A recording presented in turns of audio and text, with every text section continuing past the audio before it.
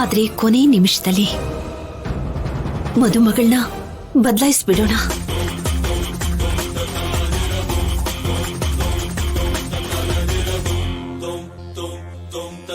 ಅಲ್ಲಿರೋ ಎಲ್ರೂ ಚಾರು ಸೀನುಗೆ ಮದ್ವೆ ನಡೀತಿದೆ ಅಂತ ಅಂದ್ಕೋಬೇಕು.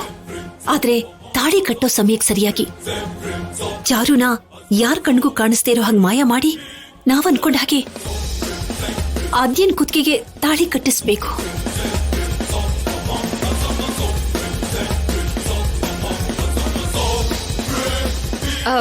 ಮೊದಲೇ ಬದಲಾಯಿಸಕ್ಕಾಗಲ್ವಾ? ಮೊದಲೇ ಬದಲಾಯಿಸಿದ್ರೆ ಅನುಮಾನ ಬರುತ್ತೆ ರಾಜಿ. ಅದಕ್ಕೆ ಎಲ್ಲೂ ಯಾವ ಸಮಸ್ಯೆನೂ ಇಲ್ಲ ಅಂತ ಪದ್ಮಾ ಪಾರ್ವತಿ ನಂಬೋ ಹಾಗೆ ಮಾಡಿ ಆಮೇಲೆ ನಾವ್ ಅನ್ಕೊಂಡ ಹಾಗೇನೆ ಚಾರು ಸ್ಥಾನದಲ್ಲಿ ಆದ್ಯನ್ ಕೂರಿಸ್ಬಿಡೋಣ.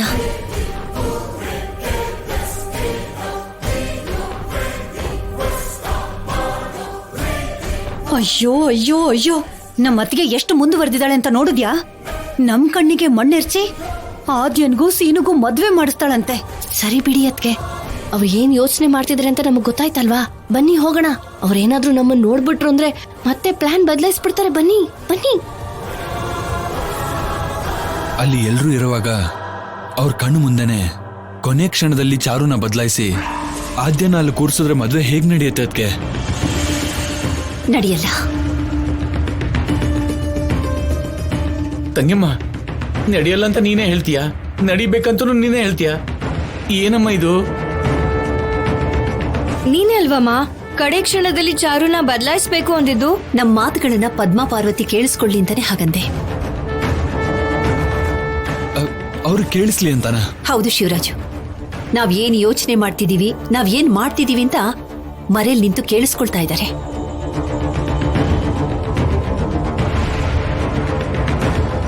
ಅದಕ್ಕೆ ಅವ್ರಿಗೋಸ್ಕರನೇ ನಾನು ಹಾಗಂದಿದ್ದು. ಹೌದಾ? ಎಲ್ಲವರು? ಆ ಹುಲ್ಲಿನ ಮೆದೆ ಪಕ್ಕದಲ್ಲಿ ನಿಂತಿದ್ರು, ಈಗಷ್ಟೇ ಆ ಕಡೆ ಹೋದ್ರು.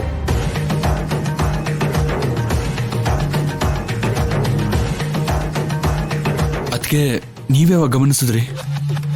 ನಾನು ಗಮನಿಸಿದ್ದಕ್ಕೆ ಹಾಗೆಲ್ಲ ಮಾತಾಡಿದ್ದು. ಅಪ್ಪಾ, ನೀನ್ ನೋಡಕ್ ಮಾತ್ರ ಅಮಾಯಕಿ ತರ ಇರ್ತ್ಯ, ಆದ್ರೆ ತುಂಬಾ ಜಾಣೆ. ಅದಕ್ಕೆ ಮುಂದಾಲೋಚನೆ ಅಂತಾರೆ, ಜಾಣೆ ಅನ್ನಲ್ಲ. ಓ ಅಮ್ಮ, ಅತ್ತೆ ಇದ್ರು ಅಂತ ಹಾಗೆ ಹೇಳ್ದೆ. ಹಾಗಾದ್ರೆ ನಿಜಕ್ಕೂ ನಾವೇನ್ ಮಾಡೋಣ? ಮಂಟಪಕ್ಕೆ ಯಾವ ಕಾರಣಕ್ಕೂ ಚಾರು ಬರಬಾರ್ದು. ಹಸೆ ಮಣೆ ಮೇಲೆ ಮೊದಲಿಂದನೂ ಸೀನು ಪಕ್ಕದಲ್ಲಿ ಆದ್ಯನೇ ಕೂತಿರ್ಬೇಕು.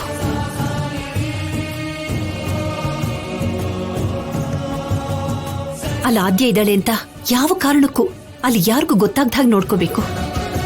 ಅದಕ್ಕೆ ಈ ಕೆಲಸ ಆಗತ್ತಾ? ಕೊನೆ ನಿಮಿಷದಲ್ಲಿ ಬದಲಾಯಿಸೋದು ಕಷ್ಟ ಅನ್ಕೋತಿದ್ರೆ ಮೊದ್ಲಿಂದಾನೆ ಆದಿನ ಕೂರ್ಸ್ಬೇಕು ಅಂತಂದ್ರೆ ಹೇಗೆ ತಂಗಿಮ್ಮ? ಅಷ್ಟು ಜನರ ಕಣ್ ತಪ್ಪಿಸಿ ಹೇಗೆ ಕೂರ್ಸೋದು? ಅದಕ್ಕೂ ಒಂದು ಉಪಾಯ ಇದೆ ಅಣ್ಣ. ಏನಮ್ಮ ಅದು?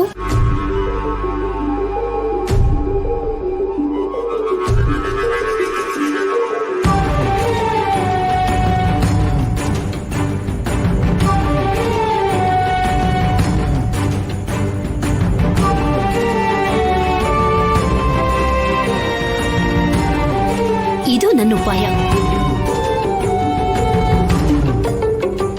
ಅಮ್ಮ, ನೀನ್ ಹೇಳಿದ್ದು ಚೆನ್ನಾಗೇ ಇದೆ, ಆದ್ರೆ ಹಾಗ್ ಮಾಡಕ್ ಆಗತ್ತಾ? ಆದ್ಯ ಸೀನುನ ಒಂದು ಮಾಡ್ಬೇಕು ಅಂದ್ರೆ ನಮ್ಗೆ ಈ ದಾರಿನ ಬಿಟ್ರೆ ಬೇರೆ ದಾರಿನೇ ಇಲ್ಲ. ನೀವು ಹೇಳಿದ್ ಚೆನ್ನಾಗೇ ಇದೆ. ಅದಕ್ಕೆ ಒಂದ್ ವೇಳೆ ಹೆಚ್ಚು ಕಮ್ಮಿ ಆದ್ರೆ ಮಂಟಪದಲ್ಲಿ ದೊಡ್ಡ ರಾದಂತ ಆಗೋಗುತ್ತೆ. ಶಿವರಾಜು, ನಾವು ಮಾಡ್ತಿರೋದು ಒಳ್ಳೆ ಕೆಲಸ ಆಗಿರೋದ್ರಿಂದ ಎಲ್ಲ ಒಳ್ಳೇದಾಗೆ ನಡೆಯುತ್ತೆ. ಏನಾಗುತ್ತೋ ಅಂತ ಯೋಚನೆ ಮಾಡ್ಕೊಂಡೆ ಕೂತ್ಕೊಂಡ್ಬಿಟ್ರೆ ಏನು ಮಾಡೋಕ್ಕಾಗಲ್ಲ. ಅದಕ್ಕೆ ಶಿವರಾಜು, ನಾವೇನು ಯೋಚನೆ ಮಾಡ್ದೇನೆ ಯೋಚನೆ ಮಾಡಿರೋ ತಂಗಿಮನ್ ಮಾತು ಕೂಡ ನಮ್ದೇ ಕೂತ್ಕೊಂಡ್ರೆ ಹೇಗೆ ಹೇಳು? ಒಬ್ರಿಗೆ 4 ಜನ ಇದೀವಿ. ಈ ಶ್ರೀನಿವಾಸ ಕಲ್ಯಾಣ ಮಾಡೋದಕ್ಕೆ ನಾವೇ ಸೈನ್ಯ. ಹಾ, ನಡಿ, ತಂಗಮ್ಮ ಏನ್ ಹೇಳಿದಳು ಹಾಗೆ ಮಾಡ್ಬೇಡ.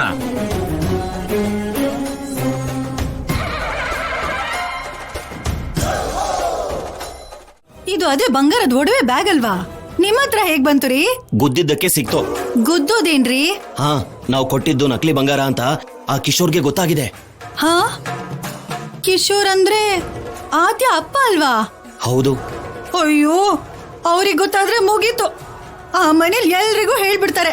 ಅವ್ನು ಹೇಳ್ತೀನಿ ಅಂತ ಹೊರಟಿದ್ದಕ್ಕೆ ಏನ್ ಮಾಡೋದು ಅಂತ ಗೊತ್ತಾಗ್ದೆ ಕಾರಲ್ಲಿ ಅವನ್ನ ಗುದ್ಬಿಟ್ಟೆ. ಹಾ?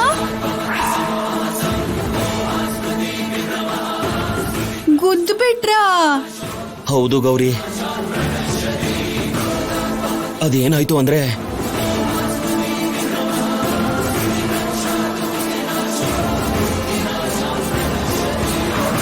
ನೀವೇನ್ ಇಲ್ಲಿದ್ದೀರಾ? ಈ ಒಡವೆನ ಚೆಕ್ ಮಾಡಿಸಿ ತಗೊಂಡ್ ಬರ್ತಾ ಇದ್ದೀನಿ. ಎಲ್ಲ ನಕಲಿ ಒಡವೆನೆ. ಸೀನು ಜೊತೆ ನನ್ನ ಮಗಳ ಮದುವೆ ಆಗದೆ ಇದ್ರೂ ಪರವಾಗಿಲ್ಲ, ನಿನ್ನ ಮಗಳ ಜೊತೆ ಆಗೋದಿಕ್ಕೆ ಖಂಡಿತ ಬಿಡಲ್ಲ.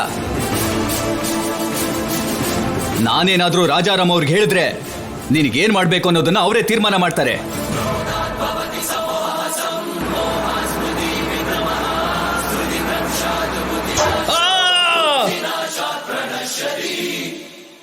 ಇದೇ ಆಗಿದ್ದು ಗೌರಿ. ಅಯ್ಯೋ ಎಲ್ಲ ನಾಶ ಆಗೋಯ್ತಲ್ರಿ. ಏನ್ ಮಾಡೋದು ಇವಾಗ? ಆ ಸಮಯದಲ್ಲಿ ನನ್ಗೆ ಏನ್ ಮಾಡ್ಬೇಕು ಅಂತ ಗೊತ್ತಾಗ್ಲೇ ಇಲ್ಲ. ಈಗೇನ್ ಮಾಡೋದು ಅಂತ ಅರ್ಥ ಆಗ್ತಾ ಇಲ್ಲ. ಸರಿ, ನಡೆದಿದ್ದೇನೋ ನಡೆದೋಯ್ತು. ಇವಾಗ ಏನೂ ಆಗ್ದಿದ್ದ ಹಾಗಿದ್ದು ಬಿಡಿ. ಮೊದ್ಲು ಮದ್ವೆ ಮುಗಿಲಿ, ಆಮೇಲೆ ಗೊತ್ತಾದ್ರೂ ಅವ್ರ ಏನೂ ಮಾಡಕ್ಕಾಗಲ್ಲ. ಅಷ್ಟೇ ಅಂತೀಯಾ? ಏನ್ರಿ ನೀವು ಮತ್ತೆ ನೀವೇ ಹೋಗಿ ನಾನೇ ಕಾರಲ್ಲಿ ಗುದ್ದಿದ್ದು ಅಂತ ನೀವೇ ಮದ್ವೆ ಹೋಗಿ ನಿಲ್ಲಿಸ್ತೀರಾ? ಆ ಹುಚ್ಚ ಕೆಲ್ಸ ನಾನು ಯಾಕೆ ಮಾಡ್ತೀನಿ? ಮತ್ ಮಾತಾಡದೆ ಸುಮ್ನಿರಿ. ಸರಿ, ಆ ಚಾರು ರೆಡಿನಾ? ಆಗಿದ್ದಾಳೆ. ಏನ್ರಿ ಆ ಮೊದ್ಲ ಬ್ಯಾಗ್ ಎಲ್ಲಾದ್ರೂ ಬಚ್ಚಿಡಿ.